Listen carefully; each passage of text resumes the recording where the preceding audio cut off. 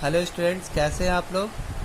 अभी हम लोग नया टॉपिक स्टार्ट करने जा रहे हैं एसिड बेस सॉल्ट में, जिसका नाम है प्रॉपर्टी ऑफ बेस। तो हम लोग को पढ़ना है प्रॉपर्टी ऑफ बेस। तो मेन इस चैप्टर का हम लोग इम्पॉर्टेंट था property of acid. Property of base में हम लोग को ज़्यादा कुछ नहीं पढ़ना है, तो आइए तेज़ी से हम लोग ख़त्म कर लेते हैं। तो प्रॉपर्टी ऑफ बेस में पहला होता है क्या कि बेस हैव बीटर टेस्ट, यानी पहला है कि आपको बेस है बीटर टेस्ट, यानी बेस का जो टेस्ट होता है बीटर होता है, डेट मीन्स कड़वा होता है। ठीक है, तो बेस को पहचानने का तरीका होता है क्या कि बेस को अगर हम मुंह में रखेंगे तो वो आपको कड़वा लगेगा, तो समझेंगे क्या वो बेस है। हाँ, लेकिन स्ट्रॉन्ग बेस को हम लोग कभी भी आपको टेस्ट करके नहीं देख सकते हैं, क्योंकि टेस्ट करके हम देखेंगे तो हमको हार्म पहुंचाएगा। सेकेंड क्या होता है, इसको सॉपी टच होता है।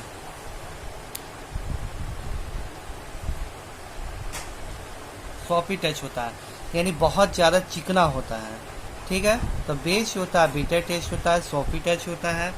उसके बाद थर्ड प्रॉपर्टी है क्या, ये क्या होता है, रेड लिटमस पेपर को कर देता है कि आपका ब्लू कर देता है। ये इसका प्रॉपर्टी हो गया, क्योंकि हम जानते हैं बेस कोई भी होगा तो रेड लिटमस पेपर को ब्लू कर देगा। चौथा प्रॉपर्टी होता है क्या, कंडक्ट इलेक्ट्रिसिटी। इलेक्ट्रिसिटी कंडक्ट करता है। आप जानते ही हैं कि आपको इलेक्ट्रिसिटी को कंडक्ट करने के लिए दो चीज़ होना चाहिए, या तो आपको फ्री इलेक्ट्रॉन होना चाहिए, फ्री इलेक्ट्रॉन्स, या फिर आयंस होना चाहिए। ये दो चीज़ होगा, दोनों में से कोई भी एक चीज़ हुआ तो इलेक्ट्रिसिटी कंडक्ट करेगा। तो आप जानते हैं कि अगर हम बेस को वाटर में डिजॉल्व करते हैं तो OH माइनस आयन आपको रिलीज करता है। OH माइनस क्या है, OH माइनस क्या है, आपको आयन है, और इसी आयन के कारण बेस जो होता है इलेक्ट्रिसिटी कंडक्ट करता है। ठीक है, अब पांचवा प्रॉपर्टी पे आते हैं। पांचवा प्रॉपर्टी है कि base react with some metals to form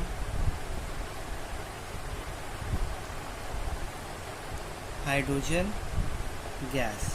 देखिए, बेस जो होता है, इसको याद कर लीजिए आप लोग कि बेस जो होता है, बेस देखिए, base react with some metals, यानी बेस जब है, बेस कुछ मेटल्स के साथ में रिएक्ट करेगा तो क्या फॉर्म करेगा, आपको हाइड्रोजन गैस आपको रिलीज करता है। जस्ट लाइक कि आपको होता है क्या, एसिड। तो उसी तरह बेस का भी क्या होता है कि बेस भी अगर मेटल के साथ रिएक्ट करता है तो वो हाइड्रोजन गैस आपको रिलीज करता है। ठीक है, जैसे आइए एग्जांपल देखते हैं। NaOH प्लस Zn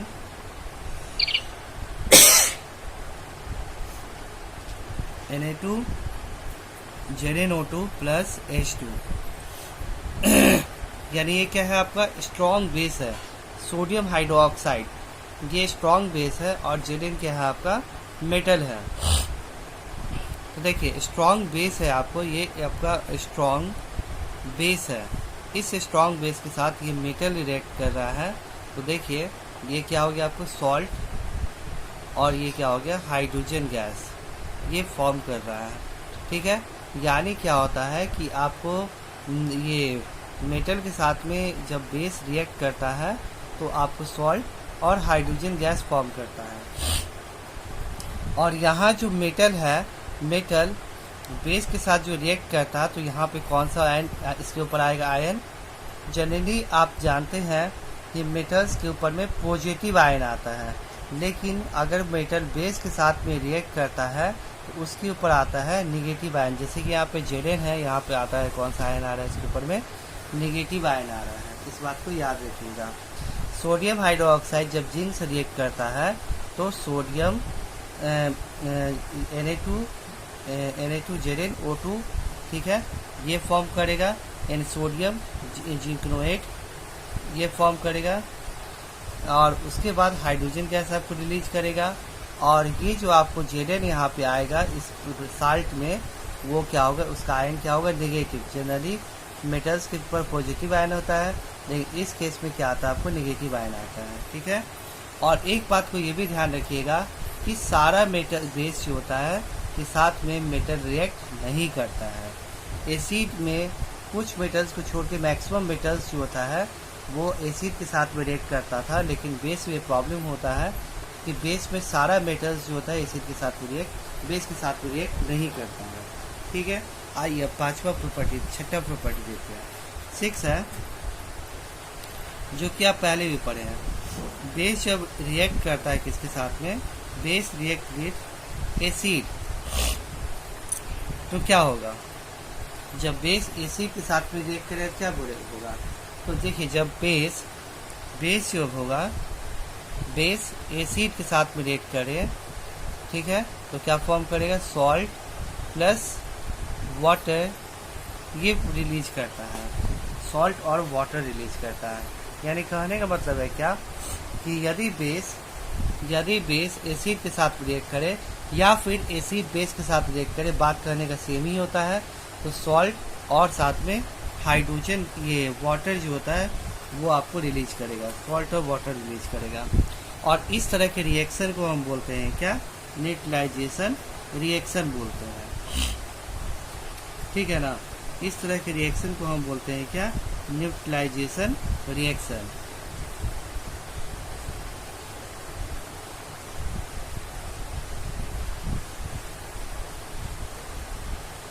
इस तरह के रिएक्शन को हम बोलते हैं न्यूट्रलाइजेशन रिएक्शन।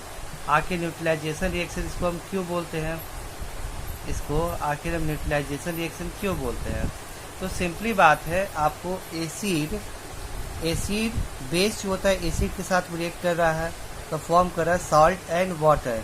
तो यहाँ पे क्या कर रहा है, एसिड को बेस क्या कर रहा है, न्यूट्रलाइज कर दे रहा है और इसके बेसिक प्रॉपर्टी को लॉस कर दे रहा है। ठीक है ना, इसीलिए इसको न्यूट्रलाइज मतलब क्या होता है, किसी को आपको सामान्य कर देना। तो देखिए जब एसिड और बेस को आपस में रिएक्ट करवाएंगे तो एसिड बेस को न्यूट्रलाइज करेगा और बेस एसिड को न्यूट्रलाइज करेगा और दोनों ही बन जाएगा कि आपका जो नया जो प्रोडक्ट फॉर्म करेगा उसमें ना ही एसिडिक प्रॉपर्टी होगा ना ही बेसिक प्रॉपर्टी होगा, यानी वो सॉल्यूशन न्यूट्रलाइज हो जाएगा। हाँ, लेकिन अगर एसिड बेस के साथ में रिएक्ट करेगा तो जो प्रोडक्ट आएगा वो आपको न्यूट्रल कब होगा, जब स्ट्रॉन्ग एसिड स्ट्रॉन्ग बेस के साथ में रिएक्ट करेगा तभी वो प्रोडक्ट आपको न्यूट्रल होगा। एक बात को ध्यान रखिए, यदि आपको स्ट्रॉन्ग एसिड अगर स्ट्रॉन्ग बेस के साथ में रिएक्ट करेगा तो सॉल्यूशन आएगा वो आपको क्या होगा, न्यूट्रल होगा, ना इसमें एसिडिक प्रॉपर्टी होगा और ना इसमें बेसिक प्रॉपर्टी होगा। लेकिन अगर मानते हैं स्ट्रॉन्ग एसिड अगर वीक बेस के साथ में रिएक्ट करेगा तो क्या होगा, ये इसका कंप्लीट न्यूट्रलाइजेशन हो पाएगा क्या आपका, इसका कंप्लीट न्यूट्रलाइजेशन एसिड का नहीं हो पाएगा, इसीलिए क्योंकि ये वीक एसिड है ना, वीक एसिड है यानी इसके पास OH माइनस आयन कम होगा, स्ट्रॉन्ग एसिड इस पे H प्लस आयन ज़्यादा होगा।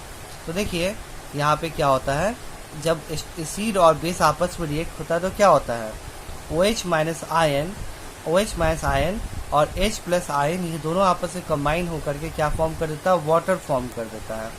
ठीक है, इसलिए इसका OH माइनस आयन और इसका H प्लस आयन दोनों खत्म हो जाता है और वाटर फॉर्म कर लेता है। लेकिन अगर हम स्ट्रॉन्ग एसिड और स्ट्रॉन्ग वीक बेस को रिएक्ट करवाएंगे तो इसके पास H प्लस बहुत ज़्यादा होगा, इसके पास OH माइनस आयन कम होगा।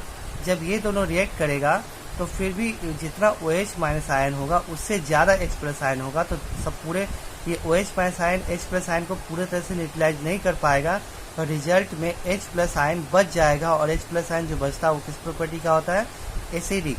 यानी स्ट्रॉन्ग एसिड वीक बेस के साथ रिएक्ट करेगा, जो आपको सब्सटेंस जो प्रोडक्ट आएगा वो एसिडिक प्रॉपर्टी का होगा, एसिडिक प्रॉपर्टी का होगा।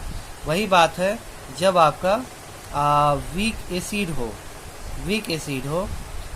देखिए वीक एसिड हो और स्ट्रॉन्ग बेस हो, ये रिएक्ट करे तो ये H प्लस आयन है आपको, ये OH माइनस आयन है, इस बार OH माइनस आयन ज़्यादा होगा, H प्लस आयन कम होगा, तो वो फाइनली रिजल्ट में OH माइनस आयन बच जाएगा और ये जो सॉल्यूशन है वो बेसिक नेचर का होगा।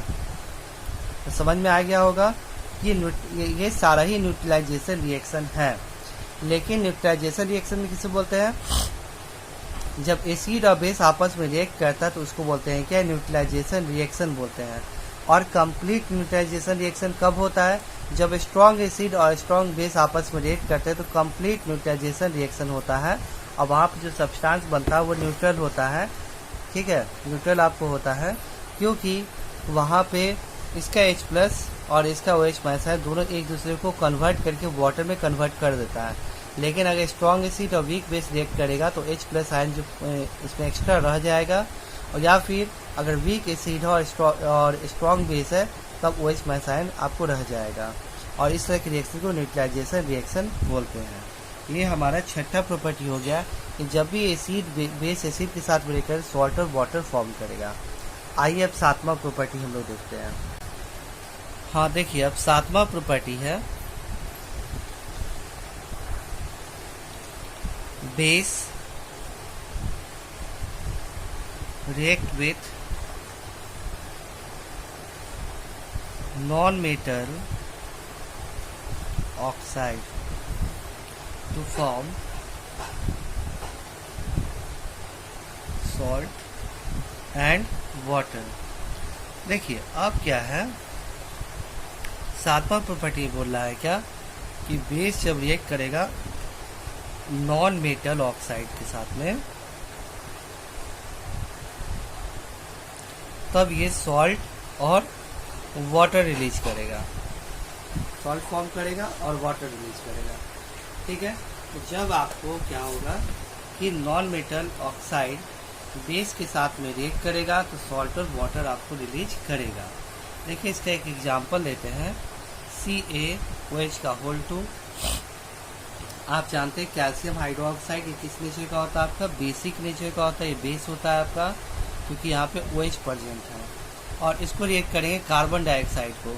ये देखिए नॉन मेटल ऑक्साइड है कि नहीं, ये कार्बन जो होता है नॉन मेटल है, O2 क्या ऑक्साइड है, ये नॉन मेटल ऑक्साइड है। ये जब रिएक्ट करता है तो आप अच्छे से जानते हैं कि क्या फॉर्म करता है, कैल्शियम कार्बोनेट फॉर्म करता है, साथ में वाटर रिलीज करता है। फर्स्ट स्टेप पे हम लोग ये रिएक्शन पढ़े थे, ठीक है। तो ये बात हो गया। अब उसके बाद बेस का नेक्स्ट आ गया आपका ये प्रॉपर्टी खत्म, यूज ऑफ बेसिस। ये आप लोग खुद से पढ़िएगा, जो दिक्कत होगा हमसे आप पूछिएगा, ठीक है। अब हम आ रहे हैं क्या, यह न्यू इम्पॉर्टेंट टॉपिक है पीएच स्केल। पीएच स्केल हमारे खत्म हो गया टॉपिक। अब मोस्ट इम्पॉर्टेंट टॉपिक स्टार्ट हुआ हमारा पीएच स्केल। तो अब हम लोग पीएच स्केल के बारे में जानेंगे कि पीएच स्केल होता क्या है। चलिए तो अब हम नया टॉपिक स्टार्ट करते हैं, इसका नाम है क्या, पीएच स्केल। पीएच स्केल क्या होता है, देखिए पीएच दो वर्ड है, पीएच स्केल। तो पी वर्ड का मीनिंग होता है क्या, पोटेंस। पोटेंस का रियल मीनिंग होता है क्या, पावर, ठीक है। ठीक है, ये आपको जो होता है जर्मन वर्ड है आपका, पोटेंस जो होता है जर्मन वर्ड है और इसका मतलब होता है क्या, पावर होता है। तो P stand for potence, potence German word called power. और यहाँ पे H है, ये H आपको रिलेटेड होता है हाइड्रोजन आयन कॉन्सेंट्रेशन से, कि वहाँ पे H+ आयन कितना है, ठीक है, इस पर डिपेंड करता है। इस बेसिस पे पीएच स्केल बनाया गया है, यानी हाइड्रोजन आयन के बेसिस पे हम लोग पीएच स्केल को बनाए हैं। तो देखिए क्या होता है यहाँ पे, पहली बात है क्या, एसिड में क्या होता है, एसिड में क्या होता है, excess of H+ ion. Acid में क्या होता है, एक्सेस ऑफ H+ आयन होता है, ठीक है। और उसके बाद बेस में क्या होता है, बेस में क्या होता है आपको, एक्सेस ऑफ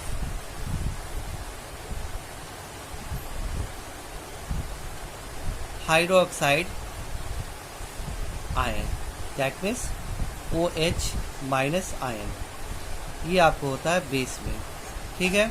यानी ये आपको दो चीज़ें, एसिड और बेस। इसमें क्या होता है, देखिए एसिड जो होता है, एसिड में क्या होता है, एक्सेस ऑफ H+ आयन होता है, जबकि बेस में एक्सेस ऑफ OH- आयन होता है, उसको बोलते हैं हम क्या, बेस बोलते हैं।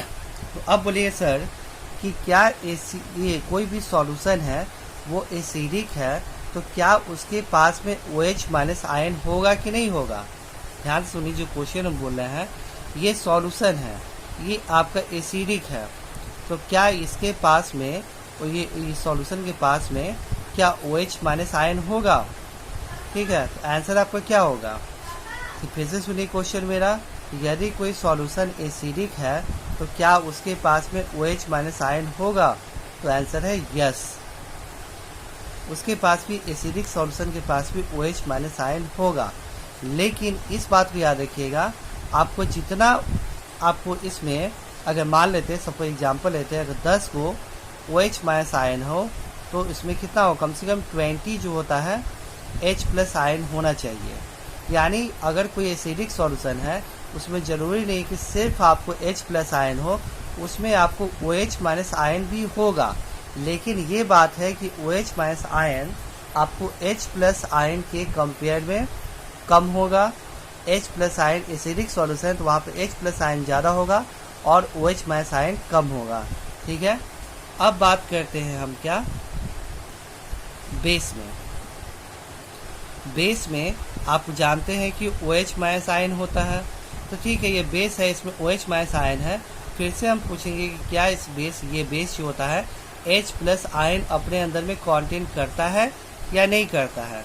आंसर होगा यस, ये बेस भी H प्लस आयन कंटेन करता है, लेकिन इसमें जो OH माइनस आयन है वो ज़्यादा होगा in compare to H plus ion, इसलिए वो क्या है, आपका बेस है। अगर सपोज एक ऐसा सॉल्यूशन है इसमें जितना H प्लस आयन है उतना ही आपको OH माइनस आयन है, जैसे ये भी 10 है और ये भी 10 है, तो वो सॉल्यूशन क्या कराएगा, वो सॉल्यूशन ना ही एसिडिक होगा और ना ही बेसिक होगा, और आपको न्यूट्रल होगा, न्यूट्रल सॉल्यूशन होगा। यानी समझ में आ गया, जहाँ पे H प्लस आयन ज़्यादा होगा, OH माइनस आयन कम होगा, वो एसिडिक सॉल्यूशन होगा। जहाँ पे OH माइनस आयन ज़्यादा होगा, H प्लस आयन कम होगा, उसको बेसिक सॉल्यूशन बनेंगे। और जहाँ पे H plus ion OH minus ion दोनों बराबर हो, उसको बोलते हैं न्यूट्रल सॉल्यूशन बोलते हैं। ठीक है, तो ये बात समझ में आपको आ गया होगा। देखिए अब उसके बाद जितने भी सॉल्यूशन पाए जाते हैं सबका pH का वैल्यू जो होता है अलग अलग होता है। ठीक है ना, अब ये pH जितने भी सॉल्यूशन होते हैं सबके पास में कोई ना कोई pH का वैल्यू होता है। कैसे निकाला जाता है pH वैल्यू, हम आपको बताएंगे। पहले जो बता रहे हैं उसको ध्यान समझिए कि जितने भी सॉल्यूशन है सबके पास में pH का वैल्यू कुछ न कुछ होता है। तो pH के वैल्यू किसी सॉल्यूशन का क्या होगा, उसका फॉर्मूला क्या है, किस बात पर डिपेंड करता है। देखिए, तो देखिए इसमें होता है क्या, the pH of solution is inversely proportional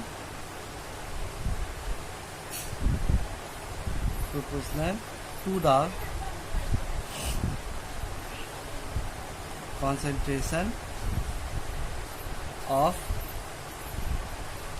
H plus ion. यानी इस बात को ध्यान रखिए, pH किसी भी सॉल्यूशन का pH वैल्यू होता है। pH वैल्यू जनरली 1 से लेके 14 तक किसी भी सॉल्यूशन का दिया जाता है। ठीक है ना, किसी भी सॉल्यूशन का, कोई भी सॉल्यूशन है, एसिडिक सॉल्यूशन है, बेसिक सॉल्यूशन है, न्यूट्रल सॉल्यूशन है, सबका pH वैल्यू 1 से लेके 14 तक वैरी करता है, 1 से 14 के बीच में ही होता है। तो 1 से 14 जो नंबर दिया जाता है किसी भी सॉल्यूशन को, वो किस बेसिस पे दिया जाता है।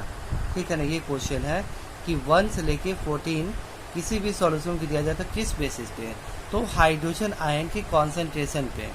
यानी किसी भी सॉल्यूशन का pH का जो वैल्यू होगा वो आपको इन्वर्सली प्रोपोर्शनल होगा concentration of H plus ion. H plus ion यानी जिस सॉल्यूशन में ज़्यादा मात्रा में H प्लस आयन होगा उसका pH के वैल्यू उतना ही कम होगा। ठीक है, ध्यान सुनिए, जिस भी सॉल्यूशन में आपको H प्लस आयन का मात्रा ज़्यादा होगा और उसमें pH वैल्यू उतना ही उसका कम होगा। तो जो बहुत ज़्यादा स्ट्रॉन्ग एसिड है उसमें H प्लस आयन का मात्रा क्या होगा, आपका सिंपली बात है ज़्यादा होगा, तो उसका pH वैल्यू क्या होगा, कम होगा।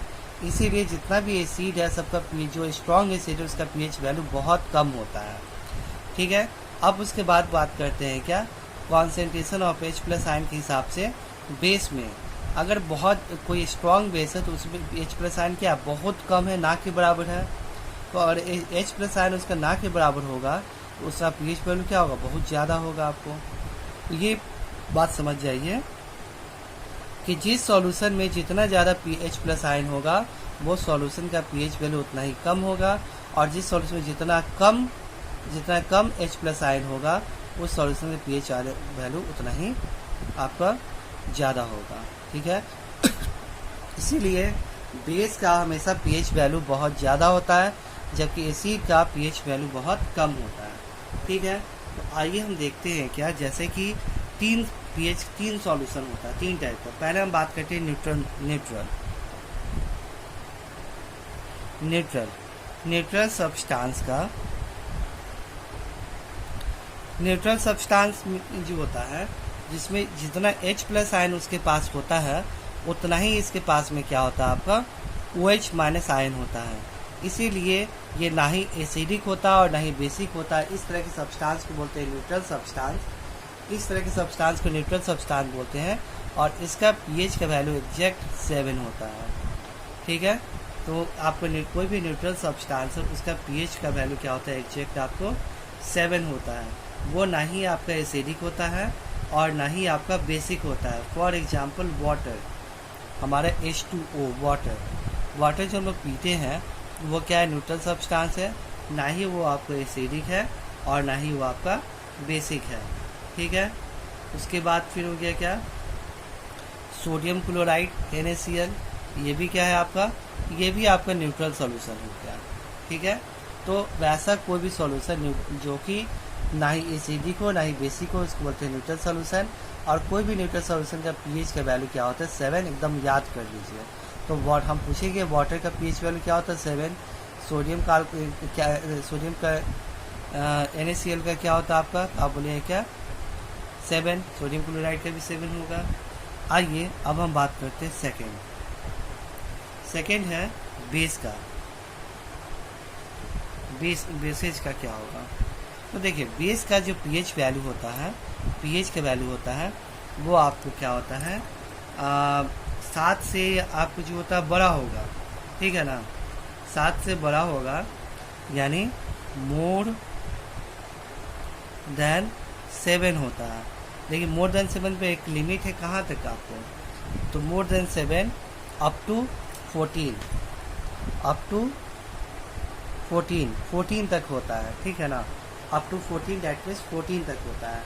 यानी बेस जो होता है उसका पीएच वैल्यू जो होता है आपको 7 से लेकर के 14 तक वैरी करता है। जब स्ट्रॉन्ग एसिड का हम बात करते हैं, स्ट्रॉन्ग बेस का बात करते हैं, तो स्ट्रॉन्ग बेस का जो पीएच वैल्यू होता है वो कहाँ से कहाँ तक वैरी करता है। तो देखिए स्ट्रॉन्ग बेस जो होता है उसका पीएच वैल्यू जो होता है 11, 12, 13, ये पीएच वैल्यू जिसका भी होता है 14, ये जो भी आपको होता है उसका बोल पीएच वैल्यू ये होता है, उसको बोला जाता है कि स्ट्रॉन्ग बेस कहा जाता है। उसकी तरह वीक बेस किसे बोलेंगे हम लोग, तो आपको देखिए वीक बेस किसे बोलेंगे, आपको बस वही हो गया 8, 9, 10, इसको वीक बेस के हिसाब से कंसीडर किया जाता है। और 11, 12, 13 में भी स्ट्रॉन्ग एसिड बेस कौन होगा, ये 14 सबसे लास्ट वाला स्ट्रॉन्ग बेस होगा कि इसके पास में H+ आयन बहुत कम होगा। ठीक है, तो ये हो गया। अब बात करते हैं क्या, एसिड का। एसिड में तो देखिए